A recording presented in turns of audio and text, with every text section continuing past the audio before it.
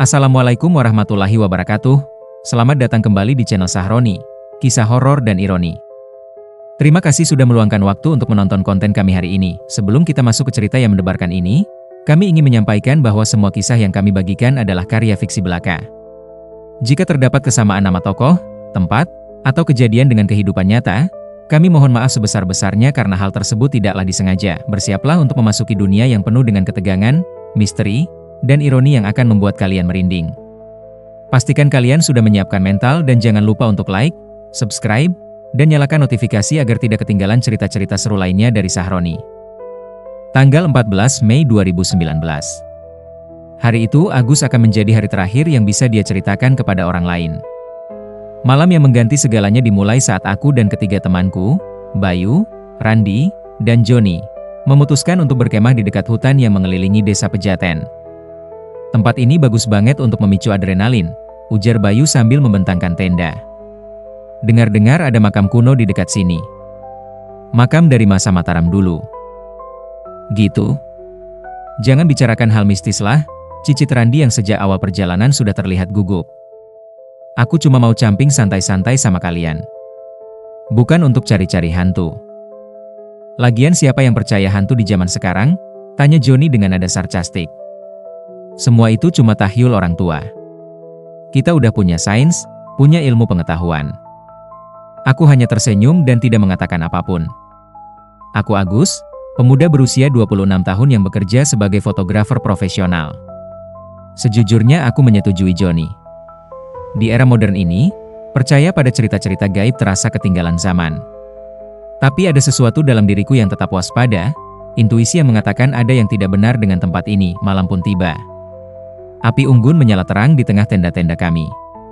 Kami duduk melingkar, meminum kopi instan dan memakan makanan ringan yang dibawa dari kota. Suara serangga malam terdengar di sekitar kami, menciptakan simfoni alam yang unik. Kalian tahu nggak kalau di makam tua biasanya ada aturan-aturan tersembunyi dari nenek moyang, kata Randi yang sekarang sudah agak santai karena pengaruh kopi hangat. Kakek aku pernah bilang, kalau ada yang mengganggu ketenangan makam, bisa terkena kutukan. Kutukan apa? Sakit perut? Demam? Ejek Joni sambil tertawa keras. Randi, coba lihat diri sendiri. Kita tinggal di zaman 2019. Sudah ada teknologi canggih. Sudah ada obat-obatan modern. Kutukan itu hanya hayalan orang yang penuh rasa takut. Lu cerita apa? Bayu yang lebih kalem bertanya. Tentang makam tua ini maksudnya? Randi mengambil napas panjang. Kakek aku cerita kalau memang ada makam di dekat sini. Makam orang-orang penting di masa lalu. Tapi bukan itu masalahnya. Masalahnya kalau ada orang yang mengganggu kesucian makam, misalnya mencoret-coret, atau ada yang buang air di sekitar makam, maka yang meninggal akan marah. Marah bagaimana? Ngebanting-banting mayat, ejek Joni. Oke, aku berhenti tertawa. Cerita lu terlalu konyol untuk diseriusi. Aku memperhatikan raut wajah Randi yang terlihat cemas. Jadi menurut cerita kakek lu, apa konsekuensinya kalau ada yang mengganggu? Orang itu bisa sakit parah, bisa gila, atau... Randi berselip kalimat dengan suara lirih, bisa meninggal dengan cara yang mengerikan. Overdramatis, bisik Joni kepada Bayu, tapi cukup keras sehingga Randi mendengarnya. Kami lanjutkan malam itu dengan suasana yang semakin memberat. Aku mencoba untuk tetap percaya pada logika dan sains seperti Joni, tapi ada sesuatu yang mengganggu pikiranku.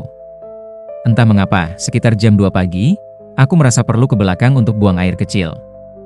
Rektum kami penuh dengan kopi dan air mineral yang diminum seharian. Aku keluar dari tenda dengan membawa senter kecil dan ponsel. Oi, Agus.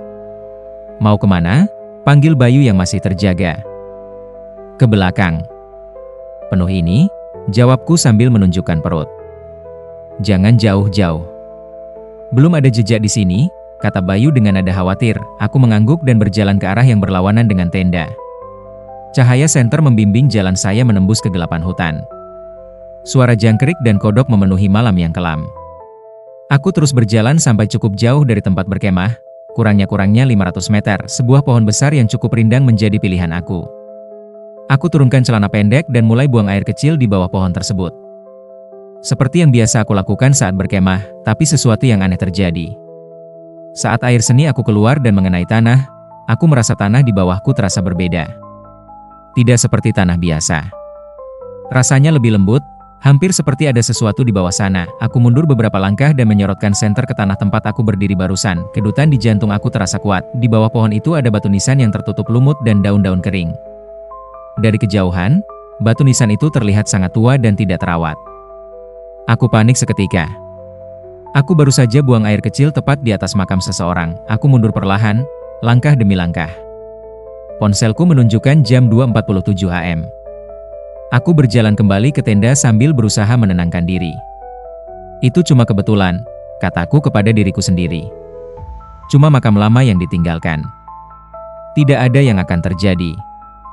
Tapi dalam hati, ada bisikan yang mengatakan aku telah melakukan kesalahan besar. Jam 5 pagi, aku baru bisa tidur. Mimpi-mimpi aneh menghampiri tidurku. Mimpi tentang seseorang yang berjalan-jalan di tengah gelap, mencari-cari sesuatu. Mimpi tentang tangisan yang nyaring. Mimpi tentang tangan-tangan pucat yang mencoba menggapai aku. Kami pulang ke kota pada pagi hari berikutnya. Saat dalam perjalanan, aku tidak menceritakan kepada siapapun tentang apa yang terjadi malam sebelumnya. Entah mengapa, aku merasa hal itu adalah rahasia pribadi aku yang tidak boleh dibagikan. 2 hari setelah berkemping, aku mulai merasa aneh. Perutku sakit-sakitan. Tidak sakit yang biasa, tapi sakit yang terasa seperti ada sesuatu yang menggerogoti dari dalam. Aku pergi ke dokter, tapi dokter tidak menemukan apapun yang janggal. Tes darah, tes urin, tes apapun yang dilakukan dokter, semuanya normal. Mungkin cuma stres, kata dokter sambil menulis resep obat pereda nyeri. Atau keracunan makanan ringan. Minum obat ini, istirahat yang cukup, dan dalam seminggu harus sembuh. Tapi aku tidak sembuh dalam seminggu. Sakit perut itu tetap ada. Bahkan semakin memburuk. Selain sakit perut, ada hal lain yang mengganggu aku. Mimpi. Setiap malam, aku bermimpi hal yang sama. Seseorang yang sangat marah, berjalan ke arahku sambil mengatakan sesuatu. Orang itu tidak memiliki wajah yang jelas, tapi aku bisa merasakan kemarahannya. Kemarahan yang sangat dalam dan menggigit. Aku tidak pernah bisa mendengar apa yang orang itu katakan, tapi setiap kali orang itu berbicara, aku terbangun dengan jantung yang berdebar kencang dan keringat di seluruh tubuh. 1 minggu setelah kejadian itu, aku bertemu dengan Randi di sebuah kafe. "Agus, wajah lu jelek banget." "Sakit apa lu?" tanya Randi sambil menuangkan teh panas ke dalam cangkir. Aku menghela napas panjang. Randi adalah orang yang paling bisa dipercaya dari ketiga temanku. Aku kemudian menceritakan semuanya. Tentang buang air kecil di atas makam, tentang sakit perut yang tidak hilang, tentang mimpi-mimpi aneh yang selalu mengganggu tidurku. Wajah Randi berubah pucat. Dia menjatuhkan cangkir tehnya yang hampir penuh. "Agus, ini serius?" kata Randi dengan nada yang sangat berbeda dari biasanya. "Ini benar-benar serius. Apa kau bilang kepada yang lain?" "Belum," jawabku. "Aku baru cerita ke lu." "Jangan cerita ke Joni," kata Randi. "Joni akan bilang itu halusinasi atau apapun. Bayu sih mungkin masih bisa dipercaya.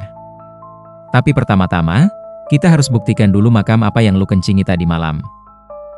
"Gimana caranya?" tanyaku. "Kakek aku," kata Randi. "Kakek aku tahu tentang makam-makam tua di daerah sini. Dia juga tahu tentang cara-cara tradisional menangani masalah semacam ini. Ayo kita ke rumah kakek." 2 hari kemudian, Randi membawa aku ke rumah kakeknya yang terletak di pelosok desa. Rumah kayu tua dengan taman yang rimbun. Kakek Randi adalah seorang lelaki berusia sekitar 80 tahun dengan rambut putih dan mata yang sangat tajam. "Jadi ini anak yang mengganggu makam tua itu?" tanya kakek Randi sambil mengamati aku dari kepala hingga kaki. Aku merasa tidak nyaman dengan tatapan itu, seolah kakek itu bisa melihat sesuatu yang tidak bisa dilihat orang lain.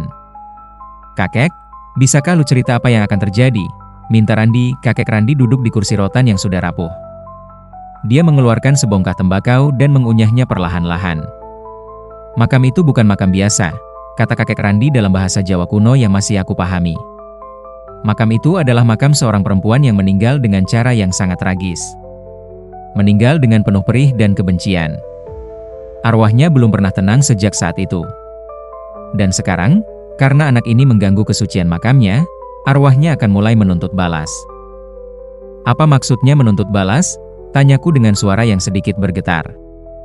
Arwah itu akan mengikuti anak ini kemanapun anak ini pergi, jelas kakek Randi. Arwah itu akan mulai mengganggu hidup anak ini. Bisa lewat mimpi, bisa lewat penyakit. Dan jika tidak ada yang dilakukan untuk memperbaiki situasi, arwah itu akan mengambil apa yang paling berharga dari kehidupan anak ini. Bisa apa yang kami lakukan? Tanyaku, kakek Randi terdiam sejenak. Pertama, anak ini harus kembali ke makam itu. Harus meminta maaf secara langsung kepada arwah yang menghuni makam itu. Meminta maaf dengan tulus hati dan niat yang murni. Kedua, anak ini harus membuat sesaji berupa makanan dan uang, lalu menyerahkannya di atas makam sebagai bentuk pengampunan.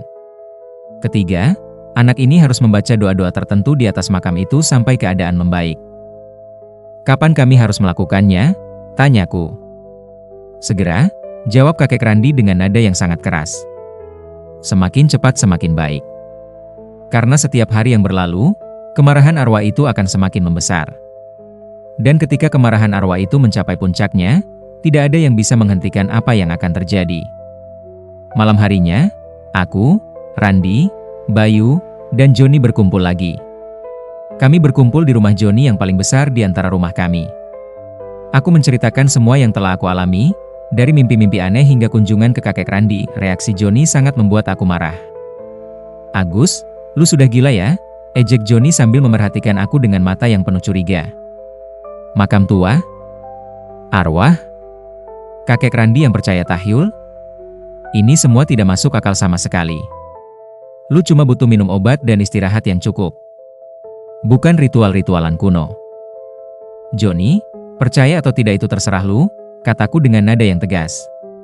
Tapi aku akan pergi ke makam itu malam ini. Dengan atau tanpa kalian. Aku ikut, kata Bayu sambil berdiri dari sofa. Aku percaya ada hal-hal yang tidak bisa dijelaskan oleh sains modern. Dan Agus memang terlihat sangat menderita. Jadi aku rasa kita harus coba cara apapun untuk membantu dia.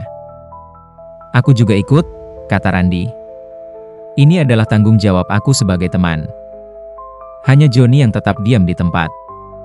Kalian semua sudah gila, gumam Joni sambil berdiri dan mengambil jaket. Oke, aku ikut juga. Tapi jangan salahkan aku nanti kalau ini semua ternyata hanya halusinasi massal. Kami berangkat menjelang tengah malam. Randi membawa sesaji yang sudah disiapkan kakeknya. Nasi kuning, telur rebus, buah-buahan, dan uang receh sebanyak Rp50.000. Kami juga membawa lilin, dupa, dan Al-Quran untuk membaca doa. Perjalanan menuju makam tersebut terasa lebih panjang dari saat berkemping pertama kali. Hutan malam yang gelap terasa lebih mengganggu dari biasanya. Suara-suara aneh dari hutan membuat semua orang menjadi gugup. Aku nggak suka ini, bisik Joni di belakang aku. Kami sampai di lokasi makam itu sekitar jam 12:30 pagi. Cahaya obor dan senter kami menerangi batu nisan tua yang tertutup lumut dan dedaunan. Pada pandangan kedua kalinya, batu nisan itu terlihat lebih menakutkan dari yang aku ingat. Ini dia, kataku sambil menunjuk ke batu nisan itu. Bayu berjalan ke sana dan membersihkan batu nisan dengan tangan kosong, menjauhkan lumut dan daun-daun yang menempel. Randi membaca inskripsi pada batu nisan itu dengan suara lirih. Di sini berbaringlah Siti Mulyani, istri dari Suharno Brotojoyo. Lahir pada tanggal 12 Januari 1934 dan meninggal pada tanggal 28 Juni 1957. Semoga rohnya tenang di sisi Allah. Tahun 1957, ucap Joni dengan nada yang tidak percaya. Itu 62 tahun yang lalu. Makamnya benar-benar tua sekali. Randi memulai ritual yang diajarkan kakeknya. Dia menyalakan dupa dan lilin di atas makam. Kemudian dia mulai menyusun sesaji di depan batu nisan. Aku disuruh untuk berdiri di depan makam dan mengucapkan permohonan maaf. Siti Mulyani, aku mohon maaf telah mengganggu kesucian tempat istirahatmu, kataku dengan suara yang sedikit bergetar. Aku tidak tahu bahwa tempat itu adalah makammu. Aku memohon pengampunan atas apa yang telah aku lakukan. Aku harap rohmu bisa tenang dan tidak lagi marah kepada aku. Aku mengucapkan permohonan maaf itu berkali-kali. Berkali-kali sampai aku kehilangan hitungan. Randi mulai membaca surah Yasin dari Al-Quran dengan perlahan-lahan. Bayu duduk diam sambil melihat ke arah makam dengan tatapan yang cemas, tapi Joni mulai terlihat tidak nyaman. Teman-teman, aku nggak enak nih, kata Joni sambil memegang perutnya. Perutku sakit banget tiba-tiba. Duduk dulu, kataku sambil berusaha fokus pada ritual yang sedang dilakukan, tapi Johnny tidak duduk. Johnny malah berlari menjauh dari makam, mencari pohon untuk buang air besar sambil menahan perut yang terasa kram. "Johnny, tunggu. Jangan buang air sembarangan," teriak Randy, tapi sudah terlambat. Johnny lari ke belakang pohon besar yang hanya berjarak 10 meter dari makam. Suara-suara aneh dari arah Johnny membuat kami semua merasa semakin tidak enak. Randy melanjutkan membaca surah Yasin. Tapi suara membaca Randy mulai terdengar bergetar. Bayu berdiri dan menggerakkan tangannya, sebuah gerakan melindungi diri dari unsur jahat. "Ada sesuatu di sini," kata Bayu dengan suara yang lirih. "Aku bisa merasakan kehadiran sesuatu yang tidak baik." Aku juga bisa merasakan hal yang sama. Suhu udara di sekitar makam tiba-tiba menjadi sangat dingin, meskipun musim adalah musim kemarau yang terik. Dingin yang terasa menembus sampai ke tulang belakang. "Johnny, cepat kembalian!" teriak Bayu. Johnny muncul dari belakang pohon sambil memegang celana dan terlihat sangat ketakutan. Wajahnya pucat bukan kepalang. "Ada apa?" tanyaku. Tadi ada yang menyentuh aku," bisik Johnny dengan suara yang sangat halus. Saat aku di belakang pohon, ada tangan-tangan yang menyentuh tubuhku. Tangan yang dingin dan lembab. Seperti tangan mayat. Randy segera mempercepat bacaan surah Yasinnya. Bayu mulai mengucapkan zikir dengan suara yang keras dan mantap, tapi tiba-tiba, kami mendengar suara tangisan yang sangat nyaring dari arah makam, tangisan seorang perempuan, tangisan yang sangat dalam dan penuh amarah. Tangisan yang membuat semua bulu di tubuh kami berdiri. "Ayo pergi," teriak Bayu. "Cepat. Kita harus pergi dari sini sekarang juga." Kami berlari meninggalkan makam dengan membawa sesaji dan segala keperluan ritual kami. Kami berlari tanpa menoleh ke belakang. Berlari seolah-olah ada yang mengejar kami. Saat berlari, aku bisa mendengar suara tangisan perempuan itu terus mengikuti kami. Suara itu terus terdengar sampai kami benar-benar jauh dari makam. Kami sampai di rumah Johnny pada pukul 3 pagi dengan kondisi yang sangat melelahkan. Setelah malam yang menakutkan itu, aku pikir semuanya akan membaik. Pikiran itu salah total. 3 hari setelah ritual di makam, Johnny masuk rumah sakit. Dokter mengatakan bahwa Johnny mengalami infeksi parah di dalam usus dan perlu operasi darurat. Saat operasi, dokter menemukan adanya luka yang sangat dalam di dinding usus, seolah-olah ada sesuatu yang merobek dari dalam. Dokter tidak bisa menjelaskan bagaimana luka itu bisa terjadi. Johnny mengalami komplikasi yang sangat serius. Setelah operasi, Johnny jatuh koma selama 5 hari. Ketika Johnny akhirnya bangun, dia tidak lagi menjadi Johnny yang aku kenal. Mata Johnny kosong, seolah-olah roh Johnny sudah tidak ada lagi di dalam tubuhnya. Johnny berbicara dengan sangat lambat, seolah-olah setiap kata harus dipikirkan dengan sangat susah. "Apa yang terjadi pada dirimu saat di makam itu?" tanyaku kepada Johnny saat mengunjunginya di rumah sakit. "Tangan-tangan," bisik Johnny dengan suara yang sangat lemah. "Tangan perempuan." Dia memarahi aku karena aku bilang bahwa arwah itu adalah tahyul. Dia marah. Dia sangat marah. Johnny menoleh ke arahku dan ada air mata yang mengalir dari matanya. Dia bilang bahwa dia akan mengambil sesuatu yang paling berharga dari kehidupan setiap orang yang memandang rendah pengalaman traumanya. Randy dan Bayu juga mengalami penderitaan setelah malam itu. Randy mulai mengalami mimpi-mimpi yang sangat buruk. Di dalam mimpi itu, seorang perempuan dengan wajah yang bengkak dan bibir hitam berbicara kepada Randy tentang ketidakadilan hidup Randy. Tentang kepura-puraan Randy yang selama ini menyembunyikan kebohongan. Setelah 2 minggu menjalani mimpi seperti itu, Randy mulai memberitahu semua orang fakta yang selama ini dia sembunyikan. Fakta bahwa dia pernah mengambil barang milik sahabatnya. Fakta bahwa dia pernah berbohong kepada orang tuanya berkali-kali. Fakta bahwa dia adalah seorang pencuri kecil yang sudah berhenti sejak lama. Semua fakta itu keluar dari mulut Randy tanpa bisa dia tahan. Dan konsekuensinya, Randy kehilangan kepercayaan dari teman-temannya dan keluarganya. Randy menjadi terpencil dan sendirian. Bayu jatuh sakit dengan penyakit yang tidak bisa diidentifikasi dokter manapun. Penyakit yang membuat Bayu demam tinggi selama 2 minggu berturut-turut. Dalam keadaan demam yang tinggi itu, Bayu berbicara sendiri sambil tertawa yang tidak jelas. Bayu berbicara tentang hal-hal yang tidak pernah aku tahu sebelumnya. Pada hari ke-14 penyakitnya, Bayu terbangun dengan mata yang berbeda. Bayu sudah tidak lagi takut kepada apapun. Tapi Bayu juga sudah tidak lagi memiliki rasa empati terhadap siapapun.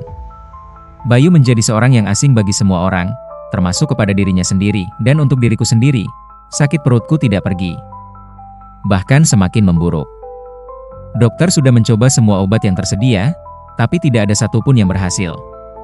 Tes-tes medis yang dilakukan menunjukkan tidak ada yang sakit secara fisik dalam tubuhku, tapi aku bisa merasakan sesuatu yang besar sedang berkembang di dalam perutku. Sesuatu yang perlahan-lahan menggerogoti sistem pencernaanku dari dalam. Mimpi-mimpiku semakin sering dan semakin menakutkan. Setiap malam, aku bertemu dengan seorang perempuan dalam mimpi itu. Wajahnya berubah-ubah. Kadang wajahnya tampak gelap dan membengkak. Kadang wajahnya terlihat marah. Kadang wajahnya terlihat sangat sedih, tapi ada satu hal yang tidak pernah berubah. Di setiap mimpi itu, perempuan itu selalu bercerita tentang kematiannya. Dia menceritakan tentang caranya meninggal yang mengerikan. Tentang rasa sakit yang dia alami. Tentang kejadian yang tidak pernah didapatkannya. Namaku Siti Mulyani, kata perempuan itu dalam salah satu mimpi. Aku menikah pada usia 16 tahun dengan seorang lelaki bernama Suharno Brotojoyo. Lelaki itu adalah lelaki yang kejam dan mudah marah. Dalam mimpi itu, aku diperlihatkan gambaran visual dari hidup Siti Mulyani. Dia menunjukkan kepada aku hari-hari pertama perkawinannya yang sangat menyakitkan. Suharno adalah seorang lelaki yang memiliki kecenderungan untuk kekerasan. Dia memukulnya ketika Siti tidak bisa memasak dengan sempurna. Dia memukuli Siti ketika tamu yang datang merasa tidak puas. Lambat laun, kepukulan itu menjadi bagian dari rutinitas dalam perkawinan mereka. Siti tidak pernah tahu kapan pukulan berikutnya akan datang. Dia hidup dalam ketakutan konstan. Pada tahun ke-7 perkawinan mereka, Siti hamil. Dia hamil dengan anak pertama mereka yang sangat dia impikan. Dia berharap bahwa kehadiran bayi akan mengubah Suharno menjadi lelaki yang lebih baik. Berharap bahwa Suharno akan berhenti memukuli dia, tapi itu tidak terjadi. Suharno terus memukuli Siti meskipun Siti sedang hamil. Dan pada malam hari ketika Siti berusia 7 bulan hamil, Suharno melakukan hal yang paling mengerikan. Dia memukuli perutku dengan sangat brutal. Cerita Siti dalam mimpi itu sambil menunjukkan gambar visual dari apa yang terjadi. Dia memukuli perutku dengan kepalan tangannya sampai aku pingsan. Ketika aku bangun, aku sudah berada di rumah seorang dukun yang ilegal yang menjual pelayanan aborsi. Siti kemudian melalui proses aborsi yang sangat menyakitkan dan penuh risiko. Aborsi itu dilakukan tanpa anestesi yang tepat. Aborsi itu dilakukan dengan cara-cara yang sangat kasar. Siti hampir mati saat itu. Tapi dia tidak mati. Dia tetap hidup meskipun kesehatannya sudah sangat terganggu secara serius. Tapi yang paling menyakitkan bukan fisikku yang terluka, lanjut Siti. Yang paling menyakitkan adalah bahwa tidak ada yang tahu apa yang terjadi padaku. Tidak ada yang menolong aku. Tidak ada yang memberikan keadilan kepada aku. Semua orang di desa hanya tahu bahwa Siti Mulyani adalah seorang istri yang beruntung karena bisa menikah dengan lelaki kaya seperti Suharno. Tidak ada yang tahu tentang kepedihan di balik rumah itu. 3 tahun kemudian, Siti meninggal. Penyebab kematiannya adalah penyakit dalam yang tidak bisa lagi disembuhkan karena proses aborsi yang tidak benar itu dulu.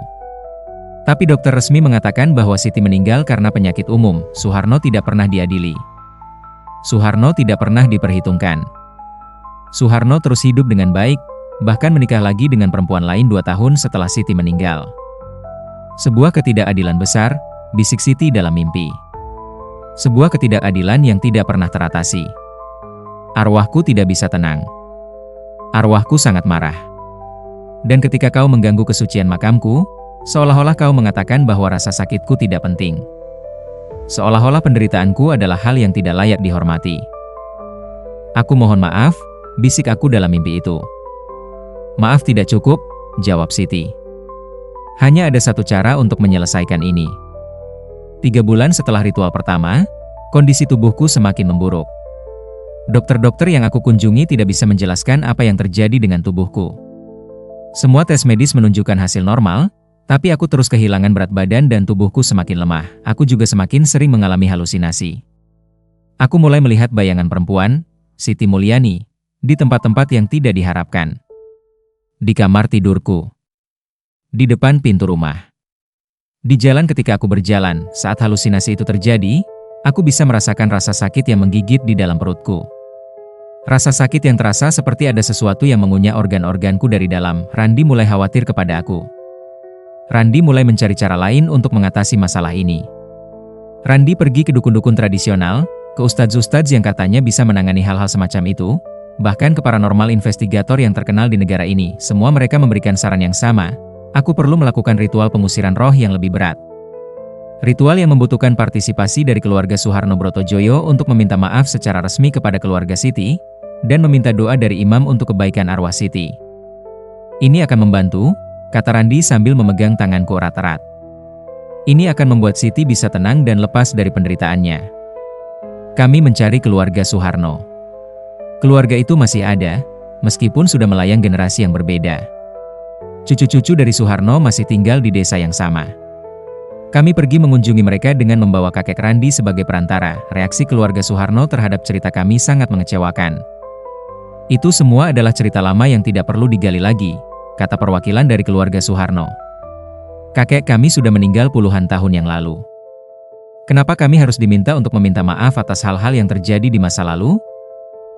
Karena arwah Siti tidak tenang, jawab kakek Randi dengan tegas. Karena ada ketidakadilan yang tidak pernah diselesaikan. Dan karena ada anak muda yang sekarang sedang menderita akibat dari ketidakadilan itu. Itu bukan masalah kami, kata mereka dengan tegas sambil menutup pintu. Kami tidak punya pilihan lain. Kami kembali ke tempat Siti di makam. Kali ini dengan imam dan beberapa tokoh masyarakat yang dihormati di desa itu. Saat kami melakukan ritual doa untuk kebaikan arwah Siti, ada yang terjadi. Aku tiba-tiba mengalami kesakitan yang sangat luar biasa di dalam perutku. Rasa sakit itu terasa seperti ada yang merobek organ-organku dari dalam. Aku jatuh ke tanah sambil berteriak-teriak, sambil memegang perut yang terasa akan meledak. Agus! Agus, apa yang terjadi?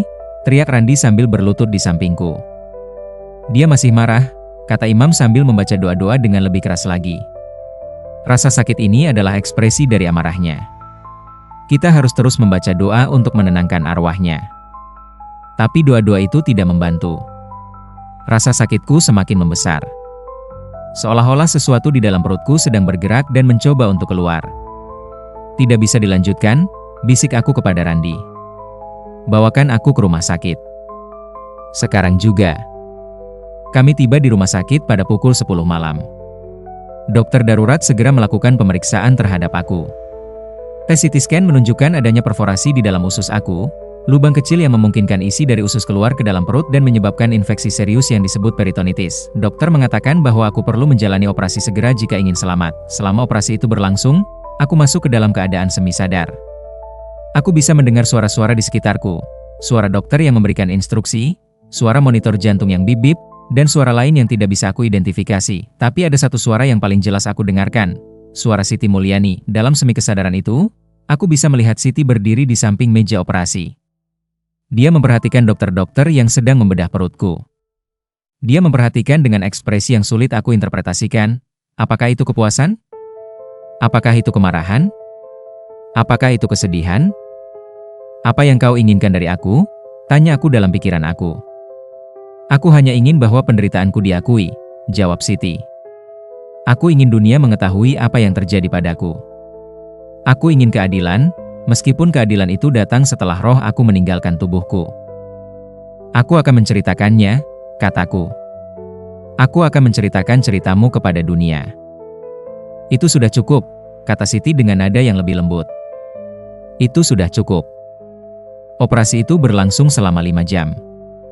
Dokter berhasil membersihkan peritonitis dan menutup lubang di dalam usus aku.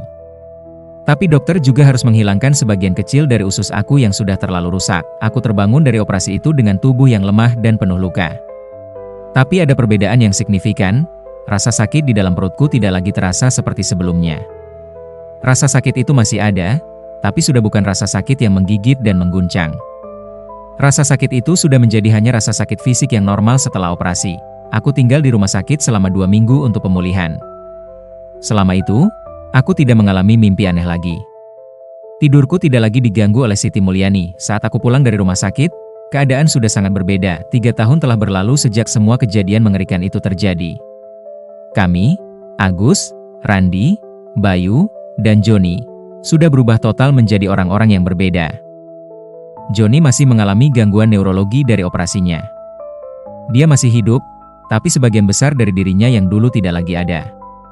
Dia tinggal di sebuah rumah perawatan khusus, tempat dia dirawat oleh perawat profesional yang berbakti. Setiap kali aku mengunjunginya, Joni tidak pernah mengenali aku. Mata Joni selalu kosong, menatap ke arah yang tidak jelas. Johnny berbicara hanya dalam kalimat-kalimat pendek yang tidak selalu masuk akal. Randy mencoba untuk melanjutkan hidupnya, tapi kehilangan kepercayaan dari keluarga dan teman-temannya membuat dia menjadi orang yang sangat terpencil. Randy sekarang bekerja di sebuah toko kecil di pinggir kota, jauh dari kehidupan sosial yang dulu dia nikmati. Randy masih mengunjungi makam Siti Mulyani secara rutin, membaca Quran dan berdoa untuk kebaikan arwah Siti. Bayu tidak lagi hidup dengan orang-orang. Bayu sekarang adalah seorang yang terpaksa harus menjaga jarak dengan semua orang karena perubahan kepribadiannya yang drastis setelah demam itu. Bayu tidak bisa mempercayai siapapun. Bayu percaya bahwa semua orang membenci dia dan ingin mencelakakan dia, dan aku masih hidup, tapi aku tidak akan pernah sama seperti saat pertama kali aku bertemu dengan teman-temanku. Bekas operasi di perutku adalah pengingat fisik dari apa yang terjadi. Tapi pengingat yang lebih dalam adalah cerita dari Siti Mulyani yang terus menghantui pikiranku setiap hari. Aku tidak bisa lagi melihat makam lama atau tempat-tempat bersejarah tanpa merasa ada kesalahan yang telah aku lakukan. Aku tidak bisa lagi buang air sembarangan tanpa merasa ada rasa bersalah yang mendalam. Yang paling mengubah hidup aku adalah obsesiku untuk menceritakan cerita Siti Mulyani kepada dunia. Aku mulai meneliti tentang kisah Siti secara mendalam. Aku pergi ke arsip-arsip lokal, ke museum-museum sejarah, dan mengumpulkan informasi tentang kehidupan Siti Mulyani. Aku menemukan bahwa Siti bukanlah satu-satunya korban dari kekerasan dalam rumah tangga yang tidak pernah mendapatkan keadilan pada era itu. Ada banyak cerita seperti Siti. Cerita-cerita yang tidak pernah tercatat dengan baik dalam sejarah. Cerita-cerita tentang perempuan-perempuan yang menderita dalam keheningan dan kemudian mati tanpa pernah diketahui oleh dunia tentang penderitaan mereka. Aku menulis buku tentang cerita Siti Mulyani. Buku itu menjadi cukup terkenal dan memicu percakapan di masyarakat tentang perlunya keadilan untuk korban-korban kekerasan dalam rumah tangga di masa lalu. Keluarga Suharno Brotojoyo akhirnya memberikan permintaan maaf resmi pada acara peluncuran buku aku. Mereka meminta maaf atas apa yang dilakukan oleh leluhur mereka kepada Siti Mulyani. Saat menerima permintaan maaf itu, aku melihat bayangan seorang perempuan di sudut ruangan. Bayangan yang sangat samar-samar. Bayangan itu terlihat lebih tenang dari yang terakhir aku lihat. Terima kasih, bisik aku kepada bayangan itu. Sejak saat itu, mimpi-mimpiku tentang Siti Mulyani sudah tidak lagi muncul. Arwah Siti akhirnya bisa tenang. Penderitaannya akhirnya mendapatkan pengakuan dari dunia, tapi aku tidak akan pernah lupa tentang apa yang terjadi malam itu di dekat makam tua. Aku tidak akan pernah lupa tentang harga yang harus dibayar oleh kami semua. Aku, Randy, Bayu, dan Johnny. Karena kesalahan aku mengganggu kesakralan makam Siti Mulyani, aku belajar pelajaran yang sangat berharga dari pengalaman ini. Bahwa setiap tempat, terutama makam, memiliki cerita dan sejarah yang harus dihormati. Bahwa ada kehidupan dan penderitaan di balik setiap batu nisan. Bahkan jika batu nisan itu sudah lama ditinggalkan, aku belajar bahwa arwah yang tidak pernah mendapatkan keadilan adalah arwah yang tidak akan pernah tenang. Dan ketika arwah yang tidak tenang itu terganggu, mereka akan mencari cara apapun untuk menarik perhatian dunia tentang penderitaan mereka. Malam sebelum peringatan 5 tahun sejak kejadian itu, aku pergi ke makam Siti Mulyani untuk yang terakhir kalinya. Aku membawa bunga, lilin, dan sebuah album foto berisi dokumentasi cerita hidupku setelah kesalahan yang aku buat itu. Saat aku menaruh bunga di atas makam Siti, aku merasa ada hembusan angin yang hangat di sekitarku. Angin itu terasa seperti sebuah sentuhan lembut dari seseorang yang berterima kasih. Selamat tinggal, Siti, bisikku. Semoga rohmu benar-benar bisa tenang sekarang. Dan semoga ceritamu bisa menginspirasi orang-orang di dunia ini untuk memberikan keadilan kepada mereka-mereka yang tidak memiliki suara. Cahaya lilin di atas makam itu bergerak-gerak aneh, seolah-olah merespons ucapan aku. Tapi aku tidak takut lagi dengan hal-hal seperti itu. Sekarang, aku hanya merasa sedih. Sedih untuk semua orang yang pernah menderita tanpa ada yang mendengarkan. Sedih untuk semua orang yang meninggal tanpa pernah mendapatkan keadilan. Sedih untuk dunia yang seringkali terlalu buta untuk melihat penderitaan di sekitarnya. Saat aku meninggalkan makam itu untuk yang terakhir kalinya, aku tidak menoleh ke belakang. Aku tahu bahwa Siti sudah pergi. Siti sudah menemukan kedamaian yang dia cari-cari selama berabad-abad, tapi kepedihan dari apa yang telah terjadi akan terus tinggal bersama aku sampai akhir hayatku. 15 tahun kemudian, makam Siti Mulyani menjadi situs warisan budaya yang dilindungi oleh pemerintah. Ada papan penjelasan di depan makam yang menceritakan kisah hidupnya dan perjuangannya untuk keadilan. Buku yang aku tulis tentang Siti Mulyani telah diterjemahkan ke dalam 5 bahasa berbeda dan menjadi bahan ajaran di beberapa universitas. Johnny masih hidup di rumah perawatan khusus. Dia tidak pernah pulih sepenuhnya, tapi setidaknya dia tidak lagi mengenal rasa sakit fisik yang luar biasa. Johnny meninggal pada tahun 2034 dengan tenang di tempat tidurnya. Randy akhirnya menemukan pengampunan dari keluarganya dan teman-temannya. Dia sekarang bekerja sebagai konselor untuk korban-korban kekerasan dalam rumah tangga. Randi menemukan tujuan hidupnya dalam membantu orang-orang lain yang sedang mengalami penderitaan yang sama dengan apa yang dialami Siti Mulyani. Bayu masih hidup dalam isolasi sosial, tapi dia sudah menerima keadaannya. Dia bekerja sebagai petugas perpustakaan di sebuah perpustakaan kecil, di mana dia bisa menghabiskan waktunya dengan buku-buku tanpa harus berinteraksi dengan terlalu banyak orang. Dan aku masih hidup dengan bekas operasi di perut aku sebagai pengingat abadi tentang kesalahan aku yang tidak akan pernah bisa aku perbaiki sepenuhnya. Cerita ini adalah peringatan. Peringatan tentang pentingnya menghormati tempat-tempat suci seperti makam, dan peringatan tentang kekuatan arwah yang tidak puas untuk mengubah kehidupan mereka yang hidup di dunia ini. Semoga cerita Siti Mulyani tidak akan pernah terlupakan. Semoga penderitaannya menjadi batu loncatan untuk terciptanya dunia yang lebih adil dan lebih empati terhadap mereka-mereka yang tidak memiliki suara. Semoga tidak ada lagi orang yang akan meninggal tanpa pernah mendapatkan keadilan yang mereka layak dapatkan. Terima kasih yang sebesar-besarnya sudah setia mendengarkan kisah sampai selesai.